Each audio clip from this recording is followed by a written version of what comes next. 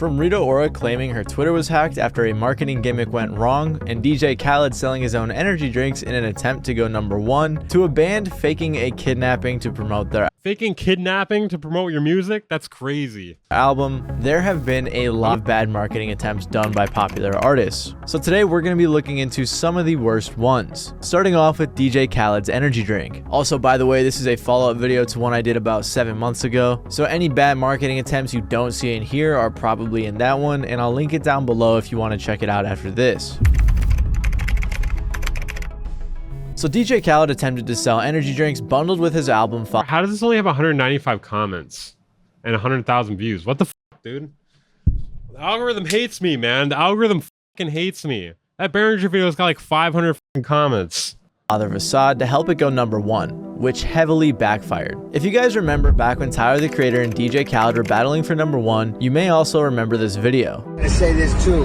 Bro, I hate this. I already hated DJ Khaled. He kind of reminds me of Behringer. Like, people would probably give less of a shit about DJ Khaled and hate on him less if he didn't like come out and say whack shit, like what he said about Tyler the Creator or what he said about FL Studio and stuff like that. You can be whack, but if you're whack and you go around and say a bunch of shit about people, it makes it way worse. I make albums so people can play it and you actually hear it. You know, driving your car, you hear another car playing it. You know, go to the barbershop. DJ Khaled was mad that Tyler the Creator's album Igor went #1 instead of his album Father of Assad, which got bumped down to #2. In the same video, many people seem to forget that DJ Khaled, all I gotta say, extremely cleaned up beard.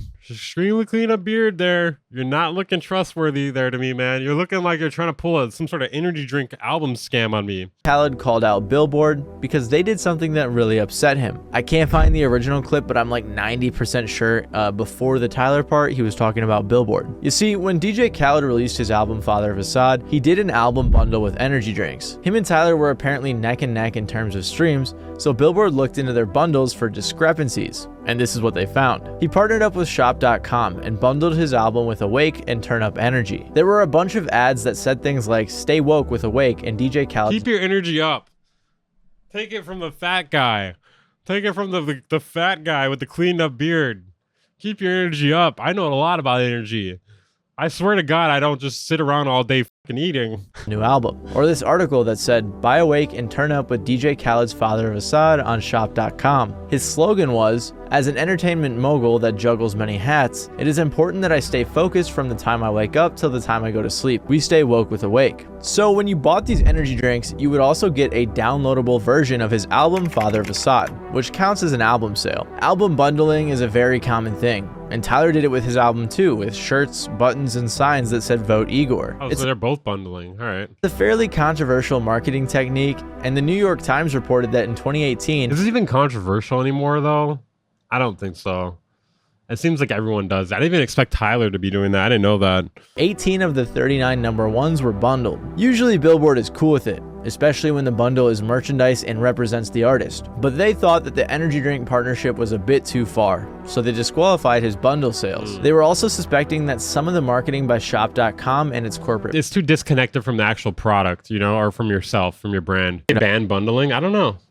Somebody find a link on that. America had crossed a line by encouraging unauthorized bulk sales. Another blog pointed out a post they made in which they told its members to buy 12 packages to push DJ Khaled and market America to #1. Someone from Billboard said, in this particular instance, we saw an organization encouraging purchases among their members. The fact that it's like a third party company, it's not as trustworthy, you know, like when it's like marketing, like you're selling your own merch or something.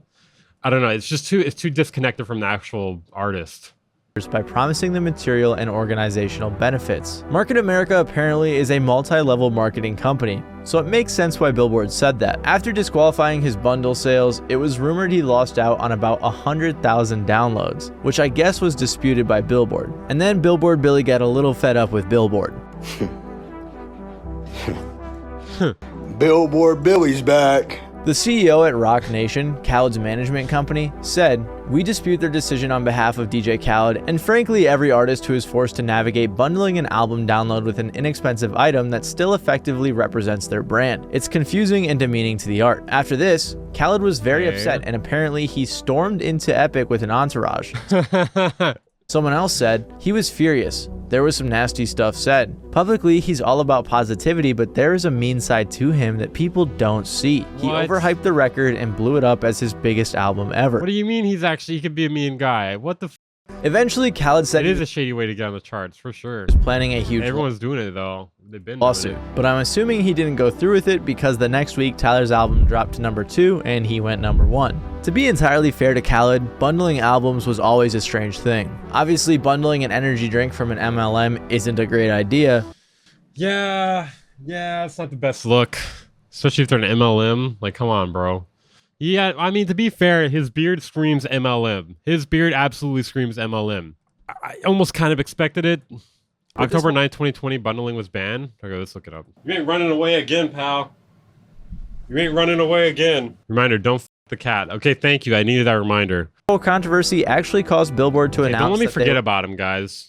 Were going to review their album bundling rules. Obviously, this wasn't the only controversy. There was a few other ones that had happened, but this... Yeah, maybe he's meeting his dealer outside, his catnip dealer.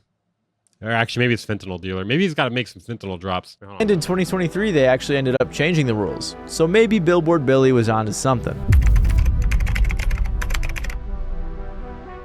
This next one is a bit more silly, but Rita Ora once tried to get 100,000 retweets as promo for her new song. And when it failed, she said she 100,000 retweets? Who the f do you think you are, bro?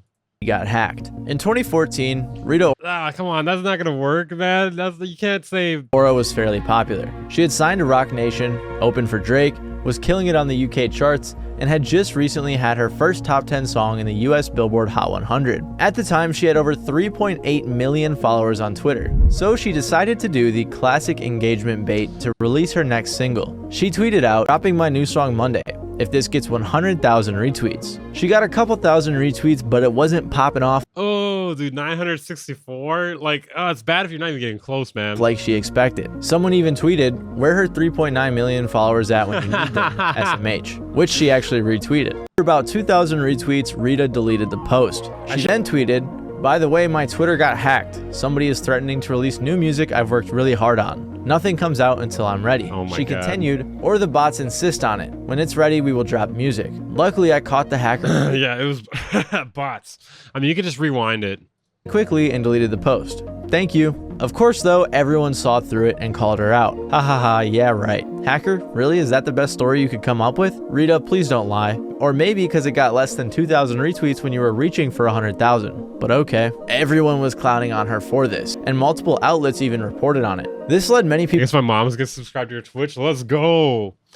See, it's not just young people watching us. It's not just people with ADHD. to investigate whether or not her followers were fake. Because this is back when Twitter audit was a thing and every celeb was exposed for having a handful of fake followers. So they ran a Twitter audit on Rita's account. Oh no, dude. And found that she had purchased approximately 1,366,326 of her 3.9 million followers, which definitely could explain. So expensive, dude. Hold on, let's look that up. Let's see how much that is. I'm just curious. We're just looking it up. Not actually gonna do it. This is purely research right now. By Twitter followers, how much is a million? You can't order. Okay, we'll just do that. Okay, let's see how much 100K is. 100K is $2,400. So that's like $20,000. That's like $25,000 in fake followers. And like, what do you think that's gonna do for you? What went down? Of course, this went down on Halloween, so maybe her 3 million followers were just out trick-or-treating. Brutal. Upon a Burning Body is a band you may not have heard of, but they attempted a crazy marketing gimmick where they faked a kidnapping. Upon a Burning Body is a band from San Antonio, Texas, and they formed in 2005. The band saw some solid success over the years. Yeah, label probably paid for it. Touring with bands like Five Finger Death Punch, and having their second studio album, Red, White, Green, debut at 105 on the Billboard 200. But in 2014, Like, I generally don't understand people's motivation when buying followers and views and shit like that. If you're buying views, most algorithms will be like, I don't know who to recommend this to, because you are like, who are these people? I'm gonna recommend it to other accounts like this, which are bot accounts, or just people that are not relevant to whatever your niche is. And if you buy subscribers, you're gonna have no engagement. And then because of that, like, you're gonna get no views, you're gonna get no likes, no comments, like that. You basically have to buy everything, and then you're just putting up this whole facade that never fucking ends, and you're paying for forever. You know, like the social proof you get from buying that doesn't do much. Like the amount it does not recoup all that of what you're paying. Like the best way to go about it is completely organic, in my opinion. Because like when you have 1 million subscribers and you can't crack 1,000 views, people are gonna notice. All right, they're gonna notice, and you're gonna have to buy views for that, and then you're not gonna get actual real views because the algorithm's gonna be like, what the hell is this? Especially for YouTube, I'm sure a lot of their algorithms work the same way. The biggest source of views is from recommendations. 99% of the time, once in a while, it might be search traffic. So recommendations are based off of who watches it, right? So if you don't have real people watching it, a majority of real people watching it, it's going to recommend it based off of those, okay? So that's why it needs to be organic. They attempted a crazy marketing gimmick. It started with a couple tweets from lead singer Danny Leal, who said, "This same sketchy car has been driving past my house over and over for the past 3 days straight." He followed up with, "Wide awake now. I could have sworn I heard someone in my house." And after those tweets, it was radio silence. The next day, the band's Facebook page posted, "Breaking news, Danny Leal, singer of Upon a Burning Body, has been reported missing. He was last seen in his hometown of San Antonio, Texas on Monday, June 30th. A lot of blogs reported on it, saying things like, "This is a scary situation." People were really concerned and really wanted to help, with the same outlet saying, "Wow, that's really scary. I hope this is all just one giant misunderstanding and no harm has been done to Leal. If you have seen Leal in the last 24 hours, please reach out to us and we will forward it to the band." There was genuine concern for the lead singer, until it was revealed that it was just one big publicity stunt. That same day, the CEO of Sumerian Records, the label the band was signed to, made a post clearing it all up on Facebook. They buy views and followers to manipulate the people into thinking they're popular. It's not for the algorithm, but it doesn't work. How many times do you have to buy views and followers to gain, 20 followers off that? It's not going to be recommending it to real people, giving them the opportunity to follow you, right?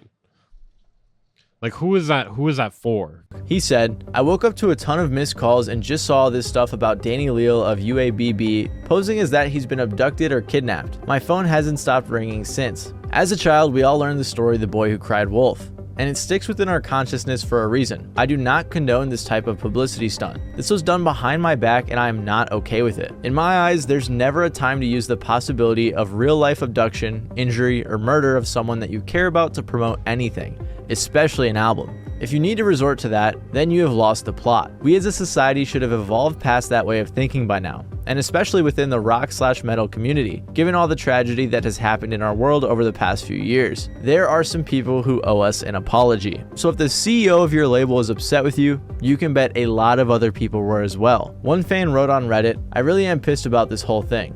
If it's a joke, then I'm done with not only UABB, but also about 90% of the scene." Another said, "The problem I have with it is that they are taking something like that lightly. Having someone missing is a brands for the numbers you can show to brands." That is true. You will get, you can get more money from sponsors based on how many subscribers you have. The only thing is, they're dumb for that, because the amount of views you get is way more important. Like, you can have 1 million subs and not pull views. Busy is the perfect example. 1.2 or 1.3 million subs, can't crack 1,000, struggles to crack 1,000. It's absolutely meaningless. Serious issue that many deal with every day. The day after the stunt, the band revealed their new album and single coming out. They never apologized, and it took a while for them to even take down their Facebook post, which upset a lot of people. Shortly after the incident, when asked about it in an interview, they said this: "The biggest thing going is the whole publicity stunt. Tired of it?" What publicity? What are you talking about? Come on now. What? They looked at each other like, what publicity stunt? Come on now, dude. I don't know. Ain't nothing happened. I don't know what you mean. Oh my God. Bro, they seem so guilty. They're just like, I don't know what you mean. Nothing happened. Like I said, a lot of people were upset. One outlet wrote, "Whoever is managing the band is doing a great job making sure these guys burn every bridge possible." That is true. It is not very metal to apologize. Another fan on Reddit said, "I guess it was a cool build up to everyone hating on them for it, and having the album lock the cat in the house. What a monster." Titled, "The World Is My Enemy Now." The controversy definitely didn't help them, but it didn't seem career shattering, as they still release music to this day and seem to be doing alright, getting a couple million streams on some of their latest songs. Upon a Burning Body had to have been smoking on something crazy to pull that stunt, but there's no reason we should be smoking on it too. You guys may have super organic integration there. heard that the flavored air market is quickly becoming the leading alternative to vaping and smoking in an effort to stop putting harmful chemicals into our bodies. And Fume is the leader in this category of flavored air brands. So Fume is an innovative device. So wait, what the fuck is Fume, dude? What the alternative flavored inhalable products? Is it like vaping or like what is it? Is it not vape? It's essential oils. No smoke, electronics, or nicotine. Instead, uses plant oils. Study to curb nicotine cravings. Okay, yeah. I don't know. I actually kind of need that, bro. He's preaching to the choir. I've been smoking cigs lately. French Montana is an artist who has been caught up in multiple marketing fails that have severely hurt his image. So let's check him out. The first one was in January of 2020, right after the release of his album Montana. With that album, he sold 25,000 copies, which isn't bad by any means, but it was about half of what his previous albums sold. And after that, there was a fake stream controversy that he was caught up in. A guy on Twitter named Carl posted a thread that said, French Montana is out here buying streams in a desperate attempt to turn his He's got an anime profile picture. You can definitely trust this guy. 3-month-old flop song into a hit. The thread was referring to his song Writing on the Wall with Cardi B and Post Malone, which was featured on his previous album. The song charted when it first came out for 5 weeks, and then fell out of the top 200 on Spotify. Then it eventually re-entered the Spotify charts and also reached a new peak. But what was odd about this is that despite it hitting number 27 on the Spotify charts, it was way down at 1,192 on the Apple Music charts. Then Carl searched the song on Twitter and saw a bunch of people saying that their Spotify was hacked and was playing French Montana's song Writing on the Wall. The tweets about the hacks were all posted between the 18th and 25th of December, and the song started charting again on the 22nd. So it was basically confirmed that French Montana was faking streams. This clearly was a very bad look for French Montana, but he wasn't done. Oh yeah, we're not talking about French sending out fake vinyl to imaginary addresses. Bro, that was funny as shit. With bad marketing gimmicks. In October of 2021, someone tweeted a Squid Games meme that said, for the next game, you need to name 5 French Montana songs without features. Then French Montana responded with like 10 songs, then said, now eat a dick. I'm dropping a solo track this week. Oh my god, dude. If you have to respond to this yourself, that's not good. That's not good. And after that, someone responded saying, all you proved is that French Montana is the only person who can name 5 solo French Montana songs. Then he proceeded to have a Twitter meltdown, just spamming about how people have amnesia and are forgetting all of the amazing albums that he had given them. It turns out, though, that this meltdown and the whole idea that the listeners have amnesia, you got that Khaled beard, bro, was actually just promo for his album, They Got Amnesia. He dropped the lead single for the album, FWMGAB, right after the Twitter drama, so it was clearly an attempt at promotion. Months later, he finally dropped They Got Amnesia, and I gotta say, this marketing gimmick seemed to just have people clowning on him rather than actually checking out the album. But again, the poor marketing still was not over for our boy French. Most recently, this past year, French Montana released his album Mac and Cheese 5, but he didn't release just one version of the album, he released multiple versions of every single song. Now what French Montana did was not just release Mac and Cheese 5, but he released it again, and again, and again, and again, and again. Sped up. Versions, just versions.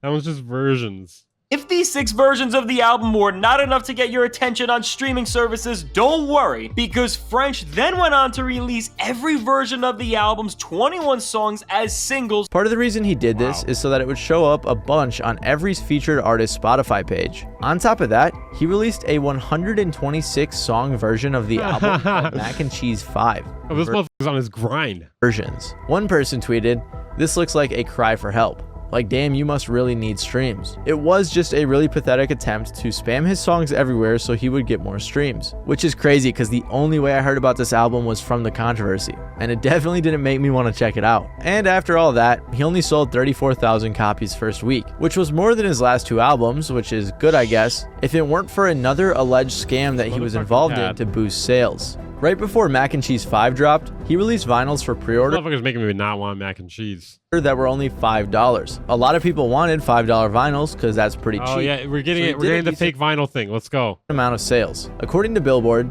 for these sales to count, they would have to be shipped by the album's release date. Then a Twitter user by the name of Droz said, French Montana sold vinyl records on his site for $5 pre-orders back in. Bro, $5 pre-orders? How?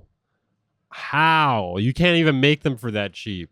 January. With all the Kitty. albums needing to be shipped on release date to count towards sales, it seems almost everyone that purchased it has had it delivered to a random address. This seems to be a case of fake shipping confirmations in order to boost sales numbers for the album. A lot of people responded to the tweet saying that the same thing happened to them, that their record was supposedly delivered but to some random ass location. So basically what this tweet and response means is that French Montana's team had a bunch of fake shipping confirmations made in an attempt to get those sales in. Again, after 2 lame This is like impressive, man. This is an impressive fucking scam. That's not even a gimmick. Yeah, that's just a fucking scam. You got scam and fraud. Like that's both. You're doing both of them. Seriously. French Montana has put out some good songs in his career, but he also is really good at being bad at marketing. Hopefully in years to come, he hires a better marketing team because they aren't doing so hot. Now we're going to look into 2 marketing stunts that backfired in a pretty funny way. Starting off with Taylor Swift. In 2012, Taylor Swift hosted an online contest called Taylor Swift on Campus, in which she promised a live performance and a $10,000 donation to the most voted school. And you may be wondering I how remember this. I remember did this. it backfire? Well, 4chan got a hold of this contest and School for the deaf.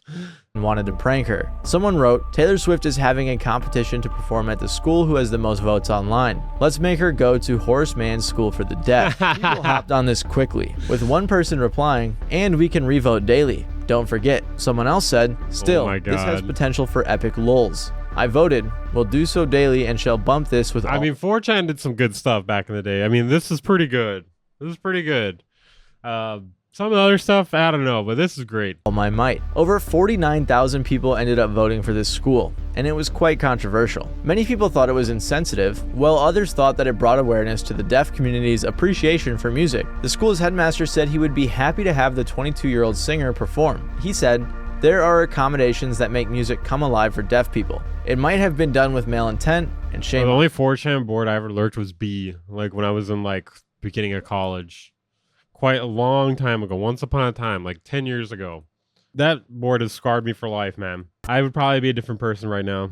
For us. People noted that Taylor said in the rules she can back out of the performance, and thought she'd look bad backing out of this, but voting wasn't over. Eventually, the organizers removed Horace Mann from the contest, which definitely would have been a bad look if it weren't for the fact that Taylor Swift and 4 other organizations 14 more subs, that decided is to donate $10,000 to the school. So the backfired, and the school's headmaster said, are we the winner? Absolutely. This incident was very reminiscent of something that happened to Pitbull the same Yes, I'm a V-tard. Got it. Yes. year. Pitbull teamed up with Walmart in a promotion and said that he would perform at the most liked Walmart location in response to a Facebook post they What made. did you study? Audio engineering.